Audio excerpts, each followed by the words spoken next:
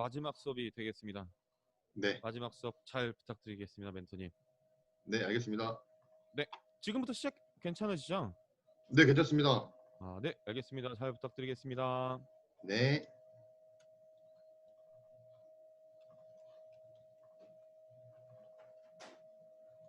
네. 화면 공개 됐나요, 선생님? 네, 됐습니다.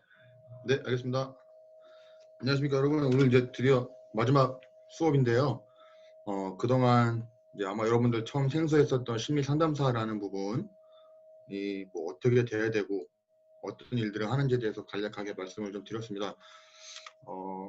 앞으로 조금 미래에 대해서 스포츠 심리 상담사가 어떻게 될 것인가, 스포츠 심리 어떻게 될 것인가에 대해서 설명을 좀 드리고자 하는데요. 그래서 오늘 큰 주제는 바로 이거예요. 잠시만요. 큰 주제는 이겁니다. 이제 스포츠 심리 상담사, 스포츠 심리학이 현재 어떻게 발전돼 가고 있고 또 어디까지 발전할 수 있는가에 대해서 말씀을 간략하게 드리고요. 그리고 이제 멘탈 토프니스라는 개념에 대해서 말씀을 좀 드리겠습니다. 이 멘탈 토프니스 개념은 여러분들 일상생활 하는 데 있어서 또 앞으로 미래를 준비하는 데 있어서 굉장히 중요한 내용이 될 수 있을 것 같아서 선수들한테 뭐 정신력에 대한 부분이나 이런 거 훈련을 할 때 전달을 많이 해주는 부분이거든요. 그래서 그거에 대해서 여러분들 한번 보시면 좋을 것 같습니다. 잠시만요, 여러분.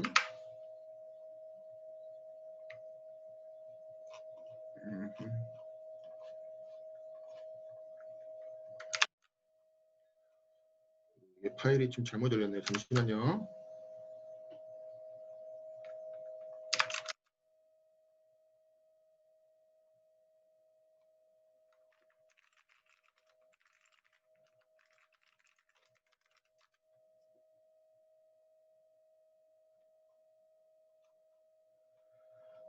네, 됐습니다. 이제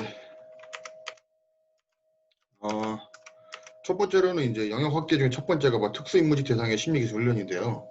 이건 뭐냐면 제가 아마 세 번째 수업 때 말씀드렸을 것 같아요. 스포츠 심리학이 영역이 발전돼서 이전에는 운동선수들을 대상으로 운동선수들의 경기력 향상에 중점을 맞춰서 심리상담사들이 심리상담 혹은 심리훈련을 진행했다고 한다면 최근에 미국에서는 멘탈 퍼포먼스 컨설턴트라고 그래서 수행과 관련있는 직종을 대상으로 영역이 많이 상담할 수 있는 영역이 되게 확대가 됐어요. 그래서 우리나라 같은 경우에는 지금 그거를 좀 연관지어서 첫 번째로 해양경찰, 해양경찰 아실 거예요. 그래서 해양경찰 중에서도 특수임무직이라는 게 있어요.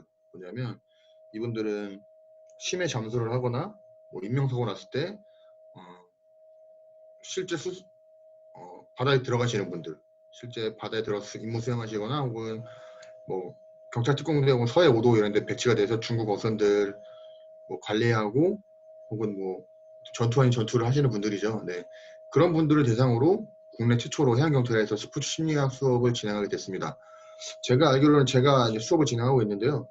국내 스포츠 선수가 아닌 다른 대상들에게 스포츠 심리학을 적용한 첫 번째 사례이기도 하고 또 국내 공무원 집단을 대상으로 하는 첫 번째 스포츠 심리학 그런 훈련이 되겠습니다. 그래서 최근 이제 임용된 해양경찰 신임분들한테는 이 교육이 필수예요. 특임직 교육에는 필수 교육으로 들어가고 있어서 제가 수업을 담당하고 있는데요. 그럼 대체 이게 어떻게 영역 확장이 될 수 있는가를 말씀드리겠습니다.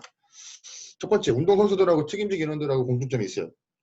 뭐냐면 운동선수들 모두 다 자기의 신체적인 능력을 활용해서 쉽게 말하면 돈벌이를 하죠. 네, 자기들의 일을 하는 사람들인데 특임직 인원도 마찬가지로 사무실에 앉아서 컴퓨터나 이런 걸 이용해서 하는 사무 업무를 하는 게 아니라 자신의 신체적인 능력을 활용을 해서 수색 혹은 구조 활동을 펼친다는 공통점이 있습니다. 그리고 운동선수들은 매 경기마다 승자와 패자라는 결과가 명확히 구분나는 일을 하고 있어요. 우리가 평소에 하는 일들은 그 경기나 뭔가 일이 끝나고 나서 명확 결과가 딱 바로 나오지 않거든요. 근데 특이하게 운동선수들은 승자 혹은 패자라고 정확히 결과가 나타나는 매번 임무를 수행할 때마다 경기를 수행할 때마다 그런 결과가 나타난다는 특징이 있는데요. 책임질 인원들도 마찬가지로 특정한 임무에 출동을 했을 때 출동을 해서 그 임무를 성공하느냐 고 실패하느냐에 대해서 결과가 명확히 바로바로 즉각적으로 드러나는 일을 한다라는 특징이 있고요. 반복인데요. 운동선수들 뭐 한번 실수했다고 다시 한번 기회 주세요. 이런 거 없죠. 우리 뭐 업무 사무이직을 하는 분들 같은 경우에 오타를 쳤어요. 오타가 나왔어요. 그러면 컴퓨터로 딜리트 키를 누르거나 뒤로 가기 눌러서 그 오타를 수정할 수 있습니다. 하지만 운동선수들은 단 한 번의 수행으로 자신의 결과가 결정이 나고요. 여러분들 실기 뭐 체육과 준비를 한다고 하면 나중에 실기 시험을 보겠죠. 실기 시험 볼 때도 마찬가지죠. 내가 1년 넘게 체대 입시를 준비해서 막 실기 준비를 했는데 벨소리를 못 들었다거나 파울을 했어요. 다시 한번 해보겠습니다. 이게 안 되잖아요. 그렇죠? 마찬가지로 책임직 분들 같은 경우에도 임무를 한번 하고 나면 사람이 한번 물에 들어갈 수 있는 그 여건이 달라지기 때문에 그 여건이 정해져 있기 때문에 자기가 딱 그 임무를 시작을 했을 때 그 자리에서 딱 일이 딱 끝나는 반복할 수 없다라는 그런 일들을 한다는 특징이 있습니다. 임무 수행 환경도 되게 특이한데요. 운동선수들이 매번 자기가 맨날 있는 홈경기장에서 경기를 하는 건 아니죠. 원정도 가고 매일 다른 뭐 지금은 좀 다르지만 매일 다른 관중들이 보는 데서 경기를 펼칩니다. 되게 익숙하지 않은 낯선 환경인 거죠. 마찬가지로 책임직 인원들 같은 경우에도 바닷속 환경은 항상 다릅니다. 그래서 임무 수행 환경이 시시각각 변한다. 그리고 예측하기가 굉장히 어려웠다. 그런 환경에서 일을 한다는 특징이 있습니다. 또 한 가지가 바로 일상생활인데요. 운동선수들의 일상생활은 훈련, 휴식, 훈련, 휴식, 뭐 식사, 훈련, 휴식, 훈련 이런 식으로 모든 일정이 자기가 하는 일에 대해서 종목에서 훈련을 하거나 경기력을 높이기 위해서 치중되어 있습니다. 실제 생활에서도 운동에 도움되지 않는 것은 하지 않고요. 이런 식으로 일상생활도 모두 다 경기와 관련된 밀접한 관계가 있는 것들 위주로 이렇게 일정을 짜긴 되는데요. 책임질 인원들 같은 경우에도 항상 출동했을 때 실수하지 않게 잘하기 위해서 반복적인 일상을 한다라는 특징이 있습니다. 마지막이고요. 뭐냐면 굉장히 높은 부담이나 압박감을 가지고 경기에 혹은 실제 임무 수행을 진행합니다. 어떻게 보면 책임직 같은 경우에는 뭐 해양경찰뿐만 아니라 군대도 마찬가지예요. 책임직 인원들 같은 경우에는 본인들의 그 목숨이 왔다 갔다 하는 일을 하죠. 운동선수 같은 경우에도 내가 경기력이 좋고 나쁨에 따라서 자기 연봉이 확 달라져요. 네. 뭐 오프 더 레코드, 그러니까 비하인드 스토리를 말씀을 드리자면 예전에 지금은 그게 없어졌어요. 옛날에 프로야구 선수들 보면은 어떤 팀의 규정을 보면 뭐 안타 하나 치는데 뭐 10만 원, 홈런 치는데 10만 원, 뭐 이런 식으로 수당 이런 것들이 다 지급이 됐었거든요. 내가 한번 잘하면 갑자기 돈이 몇십만 원, 몇백만 원이 다 들어와요. 그 경기 한 경기를 잘한다고 해서. 자, 굉장히 큰 부담감과 압박감을 가지고 경기에 임하겠죠. 그리고 내가 그 올해 못하면 내년에 내 연봉이 갑자기 확 꺾여요. 내 경기 결과에 따라서 먹고 사는 문제가 왔다 갔다 된다는 거죠. 그래서 굉장히 높은 부담감이나 압박감을 지니고 있다. 그래서 이런 공통점이 지니고 있다는 걸 제가 알게 되었고, 그래서 이제 실제 해양경찰에 찾아가서 이런 제안을 할 때 이런 제안을 드렸던 거예요.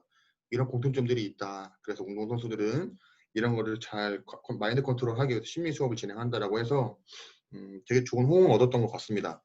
결과적으로 해양경찰에서 이제 국내 최초로 제가 수업을 진행하고 있는데요. 해외에서는 이런 사례가 굉장히 많아요. 해외 사례를 말씀드리면 미국 웨스트 포인트라는 그 미국 육군사관학교인데요. 미 육군사관학교에서는 1993년도에 그 수행 강화 센터라는 거를 설립을 해요.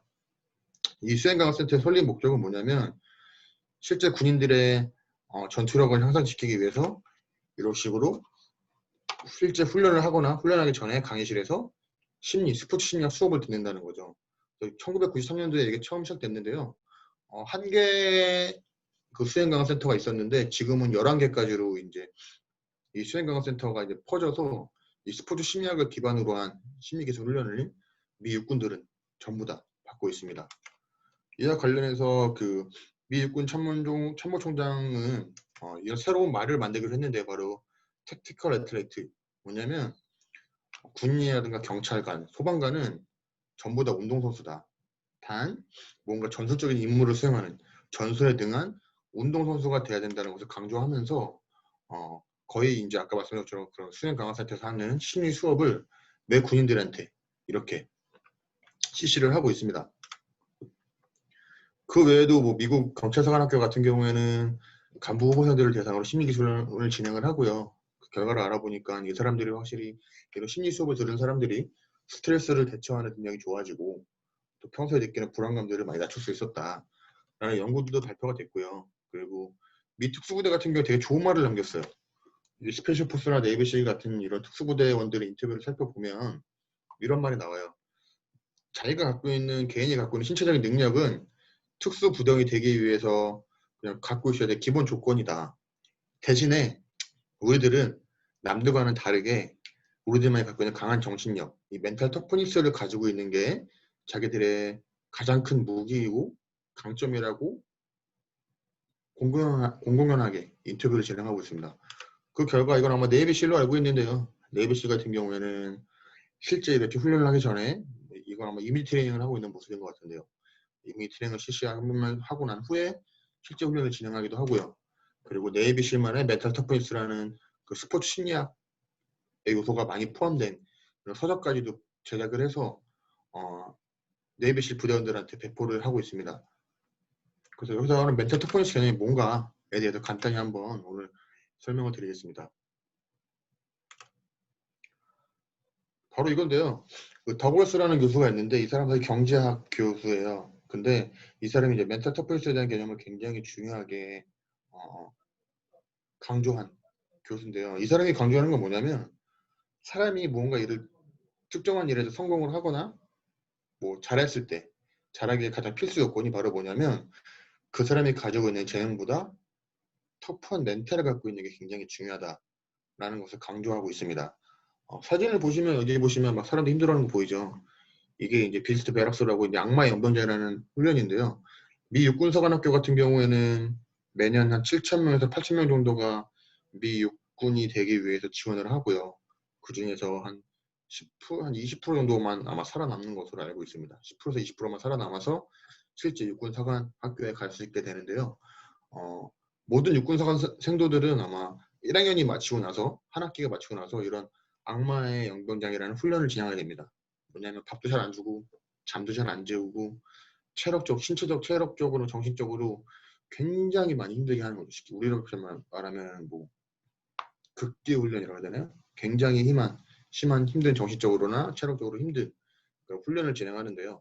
근데 그 훈련을 성공한 사람들, 잘 통과한 사람들의 특징을 살펴본 거예요. 그 특징을 살펴보니까 이런 말이 나오죠. 이런 테스트를 잘 통과한 사람들의 특징이 보니까 첫 번째 학점이 지능이 좋았느냐, 쉽게 말해서 IQ나 이런 거 좋았느냐, 그런 학생이 이런 걸 다 통과하느냐, 그렇지 않았다는 거죠. 그렇다면 학교에서 점수, 학점이라면 여러분들 학교 성적, 시험 성적이죠. 시험 성적을 잘 받는 학생이 그러면은 이거를 잘 통과하느냐, 그것도 아니었다는 거예요. 자, 그렇다면 단순히 좋은 체력을 가지고 있는 사람이 잘 통과하느냐, 그것도 아니다. 그럼 리더십 갖고 있는 사람이냐, 그것도 아니었다는 거죠. 살펴보니까 바로 멘탈 터프니스, 강한 정신력을 가지고 있는 사람들이 이 테스트를 통과했다는 거죠. 그래서 이 멘탈 터프니스에 대한 개념을 굉장히 강조하고 있는데요. 이 멘탈 터프니스에 대한 개념은 크게 두 가지로 구분됩니다. 바로 열정하고 인내예요. 열정이라는 건 아마 여러분 잘 아시죠? 뭔가 하고자 하는 의지? 뭐 그런 거고, 인내는 힘든 일이 있거나 뭐 어려운 일이 있을 때 그거를 잘 버티고 견디는 능력. 뭐 이 정도로 해석할 수 있겠는데요. 이 두 가지를 동시에 가지고 있는 사람이 결국 성공을 하더라라는 것을 밝혀낸 것이죠. 그래서 이거를 밝혀내면서 동시에 이제 바로 이 개념을 도입하게 됩니다. 이 개념은 뭐냐면 바로 그릿이라는 개념인데요. 뭐냐면 무언가 사회적으로나 뭐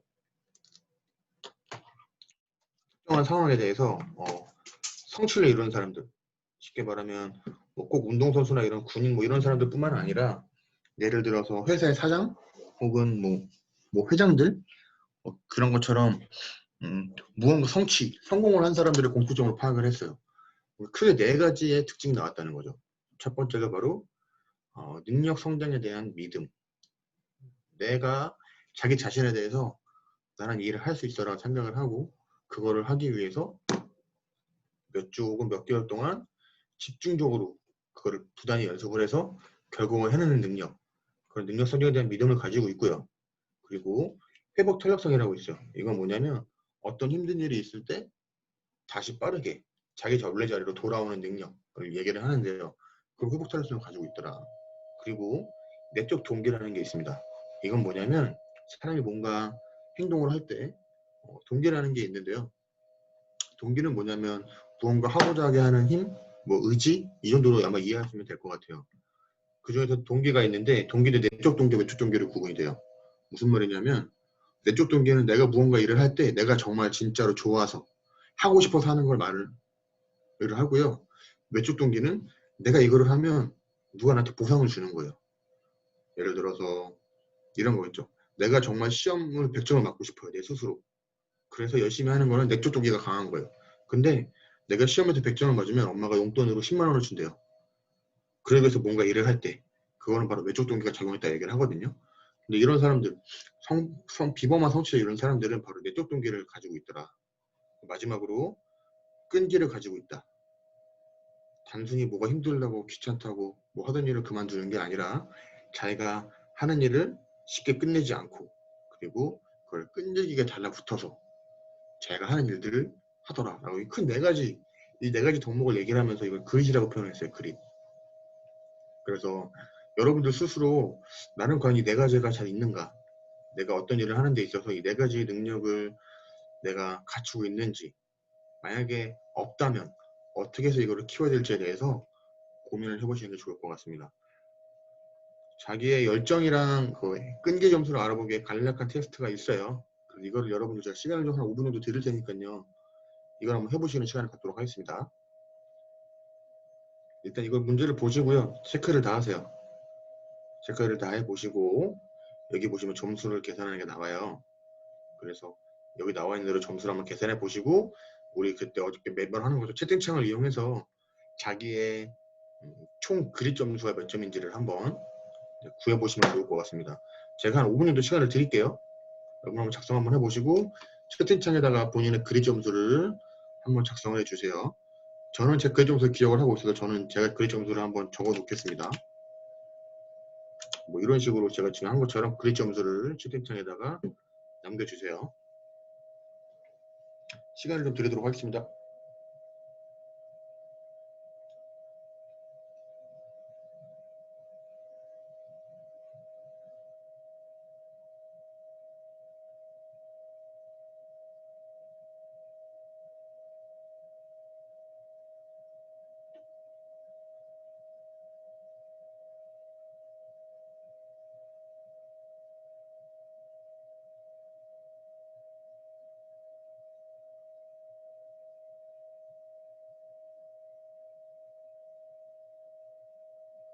이거는 꼭 뭐 스포츠 하는 사람들한테만 쓰는 게 아니라 일반적인 사람들한테 쓰는 내용들이기 때문에 여러분들 아마 지금 여러분의 현재 상태를 알아보는 데 좋을 거예요.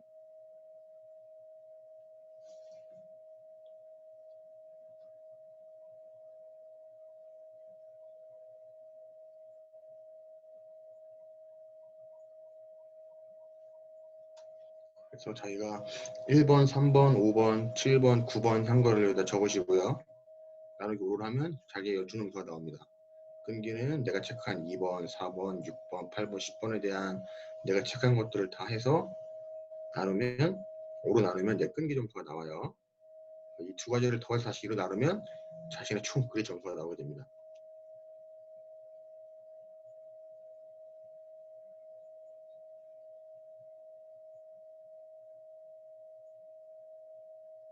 다 된 학생부터 자신의 그릿 점수를 채팅창에 남겨주시면 감사하겠습니다. 오케이. 네. 한 1분 정도 시간을 더 드릴게요. 어느 정도 하고 있는 것 같으니까.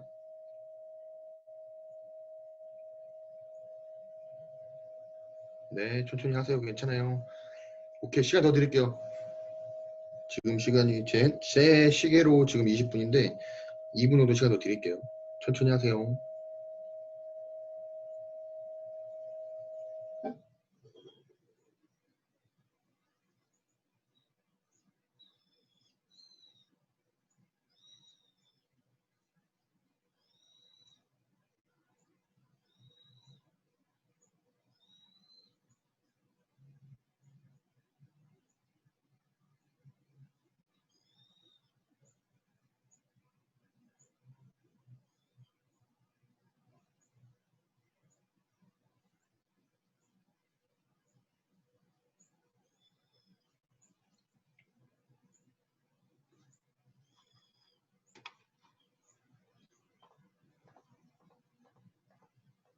어느 정도 체크가 좀 됐나요? 어떨까요?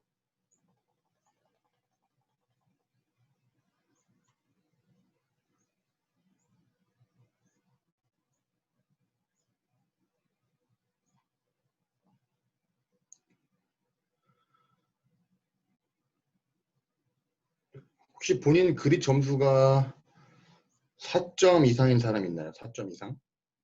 있을까요? 4점 이상이신 학생이?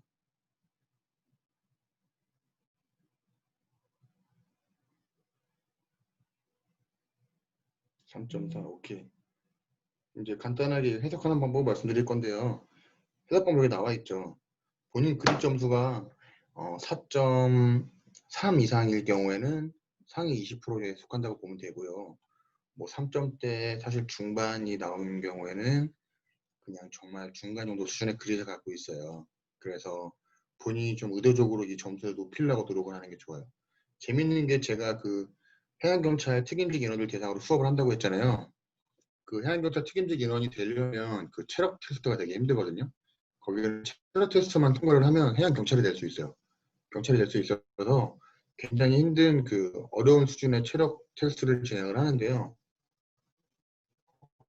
그 해경 제가 수업을 가보면 대부분 이 그릿 점수가 4.3점, 4.5점 이상 나와요. 4.3점 이상 나오는 것 같아요.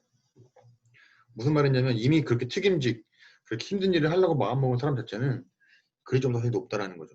일반인들은 그렇게 높지 않을 수가 있어요. 근데 제가 알고 있는 국가대표 선수들이나 이런 선수들만 보더라도 대부분 4점 이상 나옵니다. 그래서 여러분들이 이거를 키우려고 노력을 하는 게 중요한데요. 그럼 어떻게 키워야 되느냐? 이제 설명을 좀 간단히 드리겠습니다. 첫 번째요. 멘탈이 터프한 사람들, 정신력이 강한 사람들의 특징을 말씀드리면 바로 이건데요. 자기가 해야 되는 일이 있으면 그거를 빼먹지 않고 해요. 그리고 이 사람들은 장기적인 비전을 추구합니다. 쉽게 말해서 당장 오늘 내일만 신경 쓰고 하는 게 아니라 앞으로 한 달 뒤, 두 달 뒤, 혹은 10년 뒤에 내 모습을 상상을 하면서 자신의 행동을 취하기를 하고요. 그리고 이게 정말 중요한 포인트인데요. 터프한 멘탈을 가지고 있는 사람은 정시에 일을 시작하는데 마음이 없어서 그렇게 한다. 이 마음이 없다는 게 되게 중요한 것 같아요. 무슨 말이냐면 우리 학생들 예를 들어드리면 우리가 아침에 학교를 일어나서 학교를 가려면 7시 반에는 일어나야 돼요. 예를 들어서 7시 반에 일어나야 되면 멘탈이 터프한 학생들은 전날 밤을 샜건 뭘 했건 7시 반이 되면 한 번에 딱 일어나는 거죠. 근데 멘탈이 터프하지 않은 사람들은 7시 반부터 해가지고 5분만 있다가 일어나자. 3분만 있다 일어나자. 이런 식으로 하면서 시간을 쭉 때우다가 결국 7시 40분에 일어나서 허겁지겁 준비해서 학교 나가는 사람들이 있어요. 이거 되게 중요한 건데 운동선수들도 마찬가지예요. 정해진 훈련 시간이 예를 들어 11시 훈련 시간이다라고 하면 어떤 선수들은 뭐 10시 50분부터 와서 그냥 그 시간 되면 내가 무슨 일이 있든지 간에 나는 11시면 훈련하는 시간이라고 해서 그 장소로 가는 사람. 그런 사람이 결국 멘탈이 터프한 거죠. 내가 꼭 이거 해야 되니까 이거 하고 싶다라고 해서 일을 하는 게 아니라 내가 해야 되는 일이 정해져 있으면 그 정해져 있는 시간에 정해져 있는 일을 미루지 않고 한다라는 특징을 가지고 있습니다. 결국 뭐냐면 멘탈이 터프하다는 건 뭐냐면 내가 머릿속으로만 가지고 있는 정신 자세가 아니라 행동 습관이에요. 행동 습관. 아침에 7시 반에 일어나야 되는데 머릿속으로는 7시 반이니까 일어나야 돼 빨리 일어나야지 라고 생각만 하고 실제로 누워있어요. 자면서. 자, 그거는 과연 멘탈이 터프한 거냐? 그렇지 않다는 겁니다.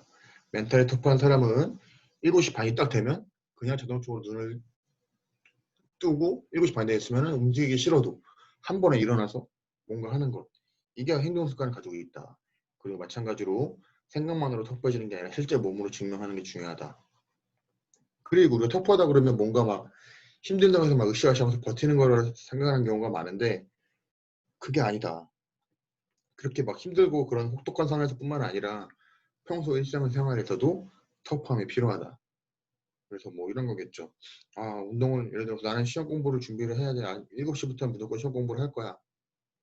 근데 주말이 돼서 7시가 됐어요. 그러면은 시험 공부를 해야 되는데 오늘 토요일이니까 한 7시 반부터 자자. TV 재밌는 거만 끝나고 하자. 런닝맨 봐야 되니까 런닝맨 끝나고 하자.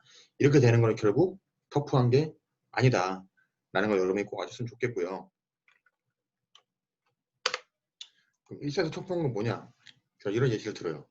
우리가 운동을 할 때 예시를 많이 드는데요.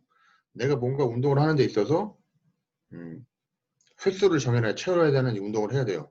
근데 9번 하는 게 되게 쉬워졌어요. 웨이트를 하는 데 있어서.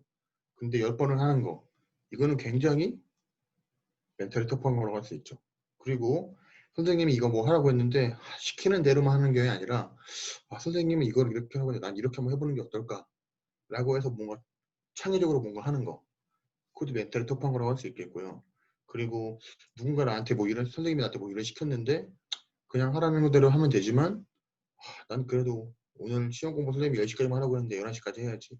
문제 10문제만 풀라고 했는데 나 12문제 더 해, 5문제 더 풀어봐. 이런 식으로 추가적으로 무언가 더 한다는 거. 여기서 바로 멘탈이 터프한 게 나온다 라고 여러분 이해하시면 좋을 것 같고요. 이건 실제로 운동선수가 탁구 선수인데요. 저의 선생님, 그러니까 저의 지도 교수님이 심리 훈련을 진행하는 탁구단 선수인데, 여기 보시면 안에 종이들 막 있죠. 이건 뭐냐면 본인이 심리 수업을 듣고 나서 자기가 누가 시키지도 않았는데 자기 라켓에다가 이 종이를 계속 넣어놓고 다니는 거예요. 왜? 시합장 혹은 훈련장에서 내가 여기서 잊지 않기 위해서, 뭔가 하기 위해서. 그래서 이런 거 한다는 거. 이거 굉장히 멘탈이 터프한 겁니다. 그 옆에 보시면 이건 아마 여러분들하고 비슷한 나이대예요. 제 사촌 동생인데요. 사촌 동생 시험 기간 관련해서 시험 기간에 시험 공부를 하는 데 있어서 그 친구가 이제 어떻게 계획을 짜야 되는지 모르는 친구였어요, 처음에는. 그래서 처음에 어떻게 하면 좋냐 해서 이렇게 자기가 해야 될 일들을 적어보라고 얘기를 했어요. 시험 공부하는 데 있어서 뭔가 필요한 것들을 적어봐라. 너의 계획을 세워보라고 했는데 처음에 하더니만은 본인이 학습 능률이 올라가니까 이제 그 다음부터 자기 스스로 이렇게 하는 거죠. 누가 시켜서 하는 게 아니라 자기 스스로 내가 이거 공부해야 돼라고 하면 그걸 적어놓고 할 때마다 체크하고 넘어가고 그런 식으로 하다 보니까 이렇게 해서 다행히 그 친구는 뭐 사실 시험에 성적도 올랐고요. 학교에서 되게 열심히 학교 생활도 잘하고 그렇게까지 갔습니다. 그래서 여러분들한테 꼭 터프한 멘탈을 기르기 위해서 추천해줄 방법이 있는데요. 바로 이거예요. 첫 번째, 여러분들 스스로 정체성을 가지고 있어야 돼요. 제가 여러분들한테 물어보고 예를 들어서 여러분은 어떤 학생이에요? 라고 물어보면 명확하게 말을 할 수 있어야 돼요. 그걸 바로 정체성이라는 건 뭐냐면 자기 자신을 드러내는 무언가 혹은 자기 자신의 존재 이유, 쉽게 말하면 그렇게 말할 수 있는데요. 그래서 여기 이거 실제 선수들이 작성한 건데요. 정체성을 키우기 위해서 나는 어떤 사람인가를 물어봤을 때 이렇게 대답할 수 있겠죠. 저는 모든 일을 최선을 다하는 사람입니다. 나는 하나도 안 하는 사람입니다. 누가 저한테 물어보면 저는 이렇게 대답을 해요. 저는 국내 최고의 심리 상담사가 될 사람입니다. 라고 얘기를 해요. 그 말 속에는 제가 심리 상담사라는 저의 꿈을 가지고 있고 그 꿈을 이루기 위해서 열심히 하는 삶이라는 게 포함되어 있잖아요. 그래서 여러분들 스스로도 나는 어떤 사람인지에 대해서 지금 한번 고민해보는 시간이 가지면 되게 좋을 것 같거든요. 그걸 한번 고민해 보시고 앞으로 자기 정체성에 맞도록 맞는 행동을 했으면 좋겠고요. 그리고 거기에 따라서 내가 그 터프한 멘탈을 갖기 위해서 해야 될 아주 작은 행동은 무엇인가. 내 자신이 향상되게끔 좋은 사람 혹은 앞으로 내 자신이 발전하는 데 필요한 아주 작은 행동은 뭐가 있을까를 한번 생각해 보는 게 좋을 것 같아요. 이건 방법이 여러 가지일 수도 있어요. 뭐 나는 매일매일 일기를 쓰겠다. 혹은 나는 뭐 매일 수업 끝나고 복습을 5분 동안 하겠다. 이런 아주 작은 행동들이 있어요. 자신의 행동이나 혹은 습관을 변화시켜줄 아주 작은 행동들이 있을 거란 말이에요. 그래서 그런 것들을 찾아보고 한번 적는 시간을 가지면 좋을 것 같고요. 여기 이제 의도적 연습이라는 게 나와요. 이 의도적 연습이 되게 중요한데요. 이거 뭔지 한번 설명을 드리겠습니다. 의도적 연습은 아까 말했던 그릇을 갖고 있는 사람이 갖고 있는 공통점이기도 한데요. 우리 1만 시간의 법칙이라는 게 있어요. 뭐냐면 운동선수들 같은 경우에 운동선수들 중에서는 정말 타고난 재능을 가지고 온 사람도 있지만 그런 사람들은 100에 1명 있을까 말까 해요. 대부분 수천 수만 번의 훈련을 버티고 힘든 자기만의 노력을 통해서 그 자리에 올라가게 되는 거거든요. 그래서 이 사람들은 특이한 게 바로 의도적인 연습을 합니다. 의도적 연습은 뭐냐 바로 이거예요. 그냥 반복적으로 매일 하니까 그렇게 하는 연습이 아니고요. 자기의 실력을 높이기 위해 향상시키기 위해서 자기한테 맞는 방법을 찾아서 특별하게 설계된 연습이라는 특징을 가지고 있습니다. 누가 시켜서 하는 게 아니라는 거예요. 나한테 필요한 걸 찾아서 내가 스스로 그걸 설계해서 하는 연습이다. 그리고 뭐다 비슷한데요. 재밌는 게 의도적 연습은 혼자 하는 경우가 많아요. 특히 운동선수의 경우 그런데요. 나한테 필요한 걸 채우기 위해서 하는 연습이기 때문에 남들하고 같이 하기가 어려운 점이 있을 수 있어요. 그래서 혼자 하는 경우가 많기 때문에 엄청난 정신력 노력이 필요합니다. 결국은 되게 재미없는 연습 중에 하나가 되겠죠. 네, 그래서 이런 의도적 연습을 하는 게 중요한데요. 실제로 그런 경우가 있어요. 제가 2014년, 2015년 시즌에 이제 FC 안양팀 수업을 했을 그 당시였던 것 같은데요. 2015년으로 기억을 해요. 2015년에 이제 FC 안양을 대상으로 이렇게 저희가 수업을 했었는데 이 팀이 2015년도에 2014년도에 잘하다 2015년도에 18경기 동안 승리가 없었어요. 그래서 팀에서 의도적으로 심리에 대한 수업을 진행하고자 했다라고 해서 이렇게 프로젝트를 진행한 적이 있습니다. 6월달에 10일이었는데 이 수업을 하고 난 다음에 갑자기 팀이 5승 1무 1패를 하면서 그 다음에 총 11승을 하면서 정규리그 6위를 달성하게 됐거든요. 이게 바로 뭐냐, 의도적 연습이에요. 그 팀 입장에서는 이런 거 할 필요가 없었죠. 맨날 하던 대로 그냥 했을 수도 있어요. 하지만 본인들의 위기 상황을 벗어나기 위해서 이 심리라는 걸 도입을 한 거죠. 실제 탁구단에서 하는 선수의 모습도 있는데요. 뭐냐면 이거예요. 누가 시킨 게 아니라 자기 스스로 자기가 카메라를 통해서 자기 영상을 찍어요. 그 영상을 확인하는 거예요. 왜 하느냐 물어보니까 자기가 잘못된 점을 자기가 찾아서 그걸 보완하기 위해서 한다라고 얘기를 하더라고요. 이 선수가 결국 대표팀 갈 수 있는 선수고요. 의도적 연습을 하는 거죠. 자기의 기술을 향상시키는 되게 중요하기도 한 요인이 될 수 있겠습니다. 여기 보시면 이 탁구단 팀인데요. 뭔가 시합을 하는 것 같죠. 이 팀 같은 경우에는 되게 이런 걸 잘하는 팀인데 뭐냐면 실제 시합을 맞이해서요. 팀원들끼리 옷도 상대편을 가상을 시뮬레이션을 하는 거예요. 우리 팀도 시합복을 딱 옷을 입고 상대 선수도 시합처럼 하고 여기 보면 벤치가 있어요. 벤치도 딱 자리에 앉고 심판까지 딱 조입을 해서 실제 시합할 때 그 상황을 본인들이 미리 경험해보고 나가는 거죠. 결국 이 팀은 그 전까지는 저희 지도 교수님이 팀에 가기 전까지는 여자 팀 같은 경우에는 한 번도 단체전이나 이런 우승을 해본 적이 없는 팀이었는데 저희 지도 교수님이 이 심리를 맡고 나부터는 여자 팀의 그 강한 팀 중에 하나로 뽑히게 되면서 되게 좋은 성적을 거두고 있어요. 근데 그런 성적을 거두는 데가 이런 노력들이 있었다. 이게 다 의도적인 연습 통해서다라는 거죠. 그래서 오늘 마지막으로 여러분들이 제가 추천해드리고 싶은 건 바로 이거예요. 여러분들 스스로 느끼기에 분명히 여러분들이 필요한 의도적 연습이 필요한 것들이 있을 거예요, 아마도. 그래서 지금 내가 하고 있는 것 중에서 내가 남이 시키지 않아서 하고 있는 의도적 연습은 무엇인가 한번 적어보면 좋을 것 같고요. 그리고 앞으로 내가 잘 살기 위해서, 미래에 성공하기 위해서 필요한 의도적 연습은 뭐가 있을지를 한번 고민을 해보시는 시간을 가지면 좋을 것 같습니다. 이상으로 제가 여러분들께 전해드릴 수업 내용은 마무리됐는데요. 한 5번 정도 수업이 진행됐는데 어떻게 여러분들 스스로 되게 즐겁고 이렇게 좀 유익한 수업이 됐는지 모르겠습니다.